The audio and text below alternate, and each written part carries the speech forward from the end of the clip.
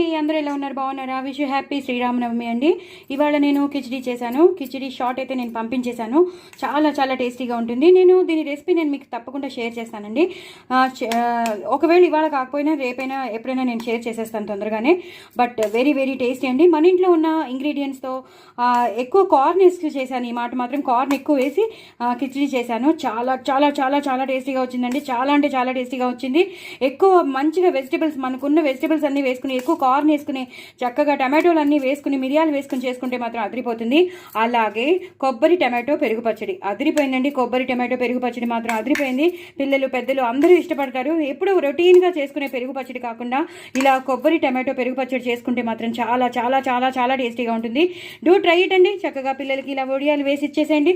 చక్కగా దీంతో పాటు తినేస్తారు. సో డూ ట్రై ఇట్ అండి. నా ఛానల్ మాత్రం సబ్స్క్రైబ్ చేసుకోవడం అసలు మర్చిపోద్దండి. నలుగురికి షేర్ చేయండి.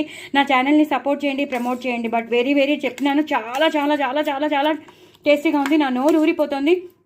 మిమ్మల్ని కూడా నేను టెంప్ట్ చేద్దామని వచ్చాను, అందుకే మిమ్మల్ని నోరు ఊరిస్తున్నాను. సో డూ ట్రై ఇట్ అండి. నా ఛానల్ మాత్రం సబ్స్క్రైబ్ చేసుకోవడం అస్సలు మర్చిపోద్దు.